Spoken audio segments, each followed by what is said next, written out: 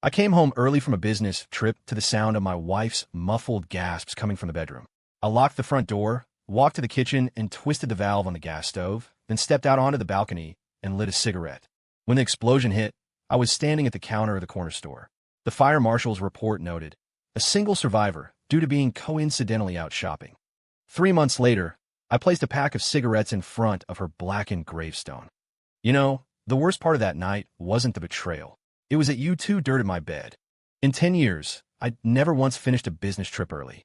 The 3-day project was cut to a day and a half after the client bailed at the last minute. The screen of my phone was a blinding glare inside the Uber at 3:30 a.m. On it was a message I'd sent, project wrapped. Be home in the morning. Sent at 11 p.m. Last night. No reply. Outside, the city was dead asleep. The halos of the streetlights smeared into long, blurry yellow streaks on the window. The driver yawned, and the car filled with the smell of cheap air freshener and old sweat. I leaned back, my fingers tapping an unconscious rhythm on my knee. I was tired, an ache that had settled deep in my bones, but a restless irritation, like a tiny splinter, was lodged somewhere inside me. It didn't hurt, but made it impossible to sit still.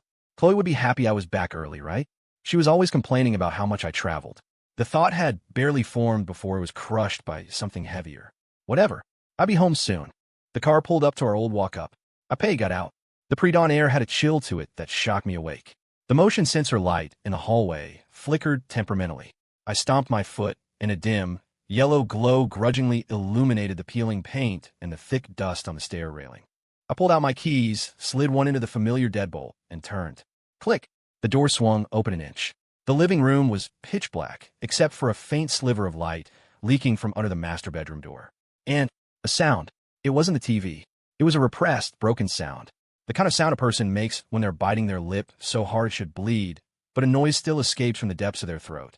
A woman's sound, laced with a kind of agonized pleasure I had never, ever heard from Chloe. My brain went blank, a roar like a shotgun blast next to my ear. All the blood in my body rushed to my head, then froze solid in the next second. My hands and feet were ice, but my heart was a trapped bird beating itself to death against my ribs, the frantic rhythm thundering in my eardrums. The keys were still clutched in my hand, the cold metal digging a sharp, biting pain into my palm. I stood there in the darkness of the entryway, a statue carved from stone. The sickening sounds, like 1,000 tiny needles, pierced through the door, driving deep into my ears, into my brain. A thick, coppery taste surged up my throat. My stomach churned. I don't even know how I made it to the bedroom door without making a sound. My feet felt like they were moving through cotton or maybe over hot coals. The light from under the door was dim, but it was enough to outline the tangled shapes on the bed. On the sheets, I had picked out myself, a deep navy blue that Chloe said looked sophisticated. Right now, 2 grotesque forms were writhing on top of it. One was the familiar curve of Chloe's body, now twisted into a shockingly lewd, unfamiliar posture. The other was an alien landscape, the broad, ugly back of a man. The air was thick with the cloying, nauseating sweetness of sex, mixed with sweat and some kind of cheap cologne. The sounds continued, hissing like a viper, slithering into the marrow of my bones. Hey, no. In that moment, my mind was a perfect void. There was no roar of rage, no impulse to burst in and tear them to shreds. There was only a profound, freezing, suffocating disgust, a cold tide that rose instantly over my mouth and nose. I could hear the grinding of my own teeth, feel the blood pounding in my temples. Time seemed to freeze, or maybe only a second passed. I jerked back a step, my movements as stiff as a marionette's. My eyes were fixed on the crack under the door, on that ugly, writhing scene. Then I reached out, not to push the door open, but to wrap my fingers around the cold, brass knob. Click, a soft sound, crisp, cold, and final. I had locked the bedroom door from the outside. The repulsive motion on the bed seemed to halt, startled by that small click. The woman's gasp stopped short, followed by a man's blurry, alert question. What was that? I didn't answer. I didn't need to. I turned, like a robot running a program. My steps were unervingly steady. Without a hint of hesitation or a single stumble, I walked straight to the kitchen. The kitchen window was closed, the city outside still wrapped in darkness. I went to the stove, reached out, and closed my hand around the familiar silver knob of the main gas valve. The metal felt cold enough to burn. With a sharp twist of my wrist, I cranked it open. HSSSSSSSSSS. A heart-stopping, delicate, and continuous hiss, the sound of death, instantly filled the silent kitchen. The sound grew louder, clearer, like a snake flicking its tongue in the dark, heralding the end. The cloying sweetness of sex in the air was rapidly being overpowered by something sharper, more dangerous, the metallic, sulfurous odor of natural gas. I stood in the middle of the kitchen and took a deep breath. The potent fumes flooded my lungs, bringing a strange, almost dizzying stimulation. My stomach was still churning, but the cold disgust was being replaced by a more powerful, all-consuming impulse for annihilation. Good. I turned and left the kitchen, not once glancing back at the closed bedroom door. My steps were still steady as I walked to the living room balcony. I slid open the glass door, and a cool night breeze hit my face, clearing some of the nauseating gas from my nostrils. The balcony was small, cluttered with junk. I leaned against the cold tile railing and looked down at the street below. At this hour, the complex was dead quiet, the only sound the distant, muffled hum of a car on the main road. The night wind brushed against my face, damp and cool, rustling the few sweat-soaked strands of hair on my forehead. I pulled a pack of cigarettes from my pocket. Marlboro Reds, hardpack. My fingers, surprisingly, weren't shaking at all. I slid one out, placed it between my lips. The cheap plastic lighter clicked, and a small, blue flame danced to life. I brought it to the tip, inhaling deeply. The harsh smoke flooded my lungs, and I let it out slowly. The white plume vanished into the cool pre-dawn air. I squinted, watching the tiny red ember at my fingertips glow and fade in the darkness. Inside the bedroom, there was dead silence. The disgusting sounds, after the click of the lock, amidst the hissing of the gas, had vanished completely. Absolute silence. The kind of suffocating quiet that comes before a storm. Did they hear it? The click of the lock? The frantic hiss of the leaking gas. The man, the one lying in my marital bed, holding my wife, he must have smelled it by now, right? The smell of gas, growing stronger, deadlier. What were they doing now? Were they frantically beating on the locked door? Were they trying to ram it with their bodies in desperation? Or were they just uselessly covering their mouths, waiting for the inevitable end as the oxygen thinned? I could almost picture the look on Chloe's pretty face, the sheer terror, the distortion. And the man? He was probably cursing, begging, regretting ever stepping through that door. I kept smoking, one cigarette after another. The nicotine, mixed with the cool night air and the faint, drifting scent of gas, was a stimulant to my frayed nerves. There was no joy, no triumphant rush of revenge, just a cold, vast emptiness, a black hole expanding in my chest, and a trace of an indescribable weariness. So dirty. That bed, that room, that place I once called home, they had utterly defiled it. From the inside out, it reeked of a filth that made me want to vomit. The cigarette burned down to my fingers, the heat a sudden sting. I casually stubbed it out on the balcony railing. The ember died, leaving a small, black scar. It was about time. I took one last look at the closed bedroom door, as if looking at a giant, rotting pile of garbage. Then I turned, slid the balcony door shut, and walked back into the living room. I didn't look back. The smell of gas in the apartment was overpowering now, acrid, the stench of death. I walked to the front door, put on my shoes, and picked up my phone and keys from the entryway table. My movements were fluid, without a single pause. I pulled the front door open and stepped out. Thump! The door closed softly behind me, sealing off the space that was rapidly filling with death, and sealing off my entire past life along with it. In the pre-dawn hallway, only the dim, yellow motion sensor light was on. I walked down the stairs, step by step, my footfalls echoing in the empty stairwell with unnerving clarity. I reached the main entrance, pushed open the heavy steel door, and stepped out into the relatively fresh, damp air. I took a deep breath, and my lungs finally felt free of the suffocating filth. At the entrance to the complex, the lights of the 24-hour convenience store were almost painfully bright, the only waking eye in the darkness. I pushed the door open, and an electronic bell chimed a monotone ding-dong.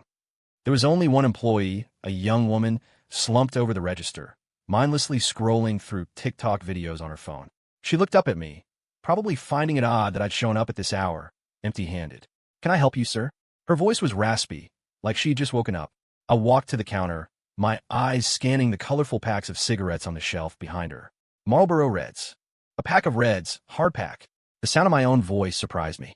It was terrifyingly steady, without a ripple of emotion, as if I had just woken up and come downstairs for a smoke. "Okay." The clerk turned, expertly plucked a pack from the shelf, and set on the counter. "That's $9.50. Card or cash?" I took out my phone and opened my wallet app. The light from the screen illuminated my face, a face that looked strangely calm, almost alien, with only a hint of a lingering chill deep in the eyes. Beep. The payment went through. The clerk pushed the pack toward me. I picked up the brand new pack, the plastic wrapper reflecting the fluorescent lights. It felt cool to the touch. And just then, boom, a deafening, world-shattering roar ripped through the pre-dawn silence without any warning. The ground shuddered violently. The store's glass doors and windows rattled with a terrible, teeth-grinding vibration, as if they were about to explode into a million pieces. Merchandise rained down from the shelves. Ah! The clerk screamed, diving behind the counter and covering her head with her hands. Her phone clattered to the floor, the screen shattering instantly. The massive shockwave hit the store's glass front like an invisible sledgehammer. I instinctively threw a hand out to brace myself on the counter, keeping myself from being knocked over. My heart seemed to stop for an instant, then began to pound at an even more frantic pace. After the blast came a brief, suffocating silence. It was immediately followed by the shrill, piercing shrieks of car alarms, erupting one after another throughout the complex. In the distance, I could hear faint shouts of panic and the barking of dogs. The lights in the store flickered a few times but stubbornly stayed on. The clerk, still in shock, peered over the counter, her face as white as a sheet, her voice trembling uncontrollably. Oh my God, an explosion. Where was that? Was that an earthquake? I didn't answer. I just slowly straightened up and looked through the store's large glass door, toward the direction of the sound. It was the direction of my apartment building. Against the black night sky, from that familiar spot, a thick, churning column of black smoke was rising like a monstrous beast, clawing its way toward the heavens. Below the smoke, I could see the lurid, orange-red glow of flames, leaping and licking at the sky. The air was beginning to fill with the smell of something burnt, a nauseating mix of ash and something else I couldn't name. The clerk saw the pillar of smoke and fire too. She covered her mouth, her eyes wide with absolute terror. It's in a complex. A huge fire. Oh my God. Call 911. Somebody call 911. She fumbled for the store's landline, her fingers shaking as she tried to dial. I stood silently at the counter, the brand new pack of Marlboros still in my hand, the plastic wrap crinkling under my grip. Through the glass door, I watched the flames and smoke consume everything, watched the fire paint half the sky red. It was a place I had just left a few minutes ago. A cold, numb sensation started in my fingertips and spread through my veins, flooding my entire body. It was over. Everything was burned clean, including the bed they had dirted. The piercing wail of fire trucks grew closer, tearing through the chaotic night, flashing red and blue lights, like countless, frantic, spinning eyes, cast an ominous glow over everything. I stood at the entrance of the corner store, watching the apartment building, now a scene from hell illuminated by the inferno. Smoke billowed, blotting out the sky. The air was thick with the acrid smell of burning and the foul stench of incinerated chemicals. People stumbled out of their buildings in a panic, gathering behind the police tape. They were in their pajamas, clutching children, their faces etched with the dazed, post-disaster terror of survivors. They pointed at the burning building, their voices a low, shocked murmur. Building 7. It's Building 7. An explosion. Had to be the gas line. Scared the hell out of me. It cracked one of my windows. God, I hope the people inside are okay. This is horrible. It looks like just that one apartment got the worst of it.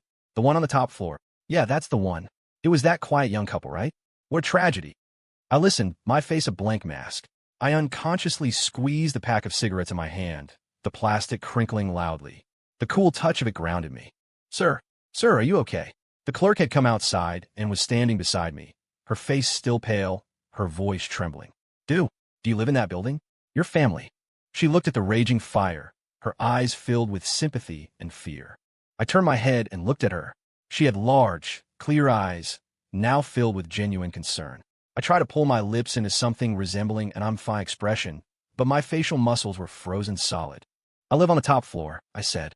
My voice was flat as a frozen lake, devoid of any emotion. Just got back from a trip. No one was supposed to be home. My wife. She should have been there. The last sentence was a whisper, as light as a falling feather. The clerk gasped, her hand flying her mouth. Her eyes instantly welled up. Oh my God. I'm so sorry. She seemed to want to comfort me, but didn't know what to say, quickly looking away, unable to bear looking at me or at the inferno any longer. Soon, police officers in fluorescent vests and community staff began to secure the scene, asking questions. A middle-aged cop with a notepad and a grim expression walked toward the crowd, his eyes scanning the faces before landing on me. Maybe it was because I was standing so close to the store, or maybe it was the almost numb calm on my face, which stood out so starkly against the backdrop of universal panic. "Excuse me, sir," the officer said, walking up to me. His tone was professional, but his eyes were sharp. "Do you live in Building 7?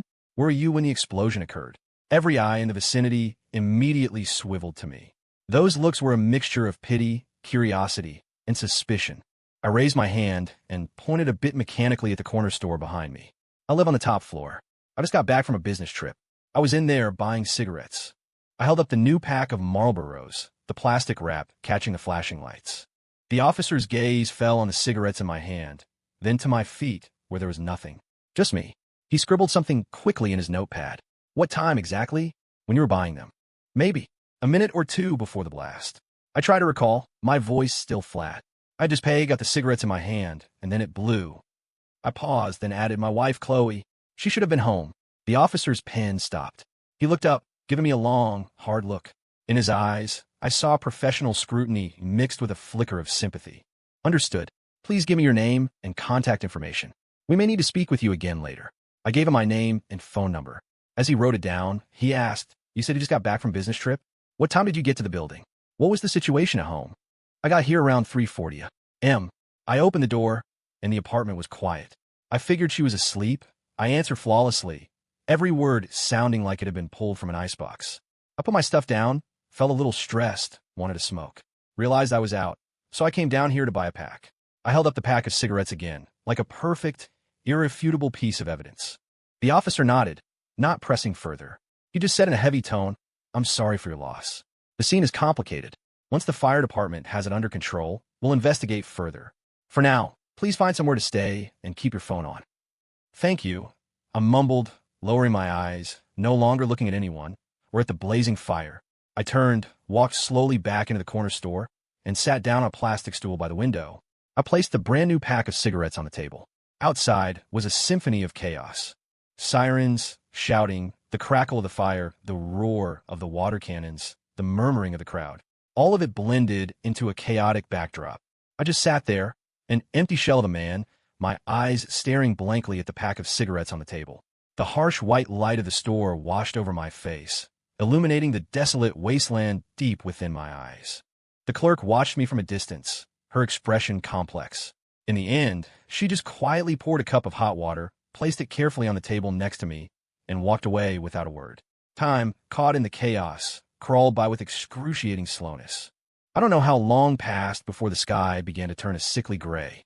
The massive jets of water finally beat the flames into submission, but thick smoke still billowed into the air. Firefighters began to enter the ruins. The news started trickling out, spreading like wildfire. "They found them. Oh my God. 2 of them. Both gone. It's awful. Burned. Couldn't even recognize them. I heard. It was the couple, but the man, I don't think it was. Shuh. Don't spread rumors. The police are still investigating." The hushed whispers, laced with a morbid, secretive excitement, drifted into the store and into my ears. I sat there, motionless. The cup of hot water on the table had gone completely cold, not a wisp of steam rising from it. I picked up the pack of cigarettes, tore open the plastic, and pulled one out, placing it between my lips. The lighter clicked to life. I inhaled the harsh smoke, then slowly exhaled. The white cloud swirled in the cold air and disappeared. Burned beyond recognition. Good. Burned clean. Along with the bed they had dirted, all turned to ash. The police investigation was faster and far more straightforward than I had anticipated. The preliminary report from the fire department was laid out in black and white, stamped with an official red seal, as cold and clinical as a scalpel. It detailed the explosion's point of origin, a severely degraded connection on the kitchen stove's gas line. At the time of the blast, the kitchen and the adjoining living room sustained the most catastrophic damage. In the master bedroom door, it had been locked from the outside. The report used the phrase, likely jammed shut by the concussive force of the blast. But when combined with the discovery that the main gas valve had been fully opened, and the conclusion that the 2 individuals inside the bedroom had died from a combination of carbon monoxide inhalation and severe thermal injuries, the implication was clear. And me? In that report, the section about me was just a single line, but it was an ironclad alibi, sole survivor, was at the time of the explosion confirmed to be shopping at a convenience store outside the complex.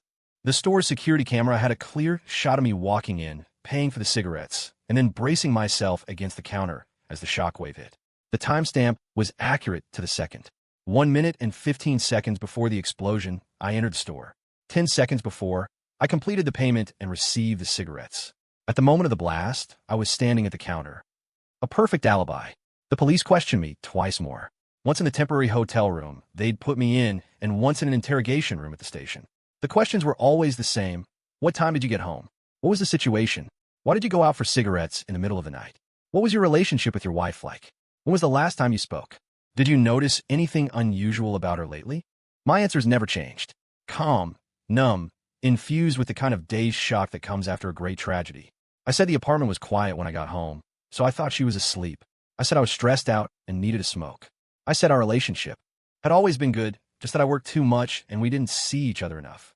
I said the last time we'd communicated was when I texted her that I was coming home early. She didn't reply, so I assumed she was asleep.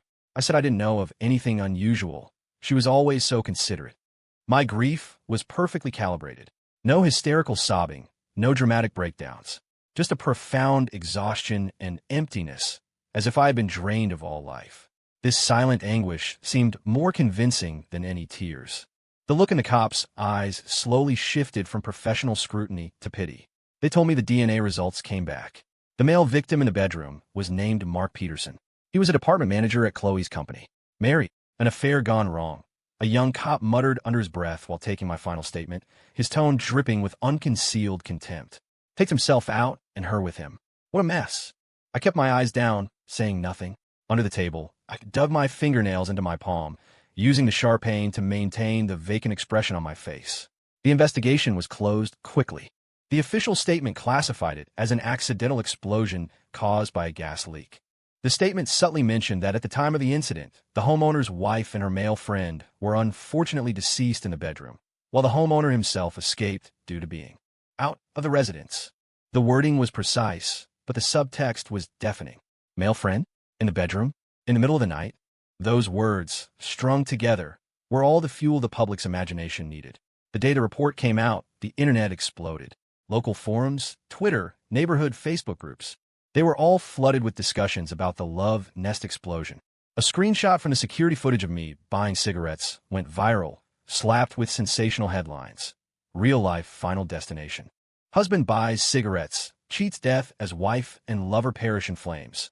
Midnight tryst ends in tragedy. Gas explosion kills cheating couple in marital bed. Surviving husband's story. Came home early from trip, walked out to buy smokes moments before disaster. So-called insiders began to crawl out of the woodwork. Someone claiming to be Chloe's co-worker said she and her boss, Mark, had been screwing around for a long time and that she had a bad reputation at the office. Someone else claiming to be Mark's neighbor said his wife had suspected something for months, that he was always staying out late, and they fought constantly. Someone even dug up Chloe's private Instagram account, where her cryptic posts, vaguely romantic vacation photos, and sad quotes were now presented as ironclad proof of her infidelity. Serves them right. Karma's a bitch. The universe has a way of balancing things out. They got exactly what they deserved. The husband is the real victim here. Comes home from a work trip to find his house gone. His wife cheated on him, and she died with her lover in his own bed. Can you imagine the trauma? If I were him, I'd be thanking that gas leak. Saved him the trouble. What about Mark's wife? She's the one I feel sorry for.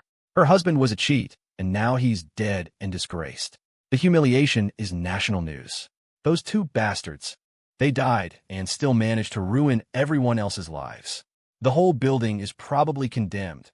The tide of public opinion was a tsunami of condemnation and curses. Chloe and Mark's names became synonymous with adulterers and scumbags. Their photos were turned into memes. Their story became the hottest gossip. In the eyes of the public, their deaths were a satisfying, real-time delivery of karma. No one cared about the truth. Or rather, the cold, official reports were the truth they wanted, the most logical explanation, a catastrophe brought upon themselves by their own sordid affair. I watched it all unfold like a spectator. I watched as their names were dragged through the mud for eternity. I watched as their families collapsed under the weight of immense grief and even greater shame. Mark's wife took their kids and moved out of the state immediately. Chloe's parents aged 20 years overnight. Under the crushing pressure of public opinion, they held their daughter's funeral in near secret. As the survivor and victim, I received a flood of sympathy and support. My boss gave me extended leave, and my coworkers took up a collection for me. The local community center sent over a check. Online, people defended me, urging the public to give the poor guy some space while they continued to vilify the cheating couple. I accepted it all calmly. I signed what needed to be signed, took the money that was offered, and when I needed to express gratitude, I managed a stiff, grim smile that was uglier than crying. I was a machine, efficiently handling the tedious aftermath. I contacted the funeral home to deal with Chloe's remains, a charred, horrifying wreck that even reconstruction couldn't fully hide. I chose an urn. I chose a burial plot. I picked a spot in a remote, inexpensive corner of the cemetery. Chloe had loved busy, vibrant places, but I chose this. I wanted her to be alone out here, in this desolate, quiet corner. The days slipped by in a numb haze. 3 months felt like 3 centuries, and also like the blink of an eye. The early autumn wind now had a distinct chill, dry and sharp against the skin. The cemetery was even more desolate, the tall pines standing silent, their needles a dark, somber green. The wind rustled through them, kicking up the dry leaves with a whispery rustle that only deepened the gloom. I wore a thin black jacket, holding nothing but a pack of cigarettes. Marlboro Reds, the same kind I'd bought at the corner store on the night of the explosion. I walked to the new gravestone. It was black granite, polished to a smooth, cold mirror that reflected my blurred image. Simple words were carved into it. Beloved wife Schlo, far below that, the dates of her birth and death. There was no photo. Her parents probably thought adding one would only invite more shame. The grave was clean, save for a few dead, leaves blown there by the wind. Clearly, no one had visited since the burial. Mark? He was probably buried on the other side of the city, or his family had taken his ashes far away. Who would remember this woman, now branded an adulteress for all time? Even her own parents were likely too ashamed to set foot here. I crouched down, staring at the cold name on the stone. Chloe, once so vibrant, so full of laughter, someone I thought I could spend my life with. Now, her name was carved on a cold rock, steeped in endless condemnation, forever tied to another man's name as a textbook example of depravity. I reached out, my fingertips tracing the cold, sharp edges of the engraved letters. Then I took the brand-new pack of Marlboros and placed it gently, squarely, on the stone slab in front of the grave. The red of the pack was a jarring splash of color against the black and gray stone. The wind stirred the hair on my forehead. I crouched there, staring at the pack of cigarettes, silent for a long time. The cemetery was so quiet I could hear only the wind and the slow rhythm of my own breathing. Chloe, I said.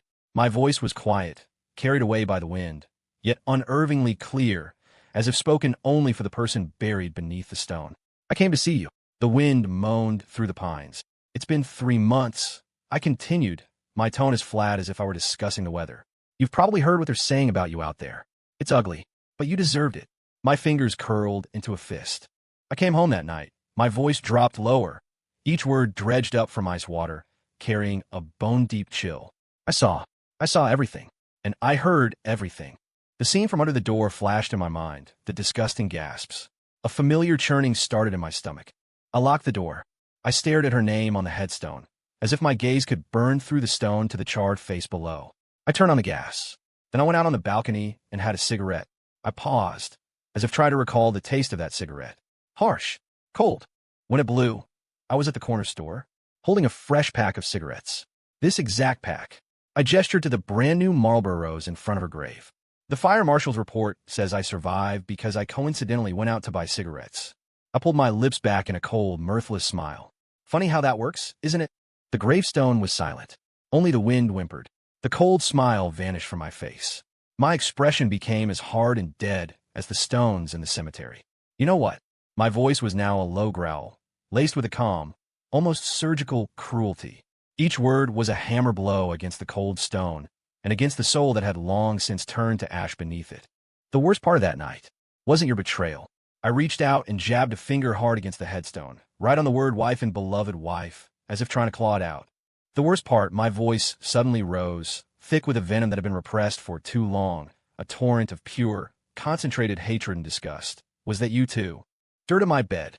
The last few words were a raw shout that echoed faintly in the empty, silent cemetery before the wind snatched them away. After shouting, the foul, pressurized air that had been trapped in my chest for 3 months threatening to make me explode, finally seemed to burst out with those words. It left behind a vast, hollow exhaustion. I shot to my feet, the movement too sudden. The world went dark for a second. I had to brace myself against the cold tombstone to stay upright. On the grave, the pack of Marlboros sat silently, a small, blood-red offering. I took one last look at the gravestone, at the pack of cigarettes. All the emotion in my eyes, the coldness, the hatred, the disgust, the emptiness, drained away, replaced by a complete and utter calm, like the surface of a dead sea. Then I turned my back. The hem of my black jacket swung out in a sharp arc in the autumn wind. My shoes crunched on the dry gravel path of the cemetery, a monotonous, steady sound. Step by step, I walked away from the cold gravestone, away from the jarring red pack of cigarettes. Behind me was the dead quiet of the cemetery, Chloe's lonely grave, and the brand-new pack of Marlboros, left there forever. The wind picked up, whipping the dead leaves on the ground into swirling eddies, letting out a low, mournful howl, as if it were bidding farewell to the dead.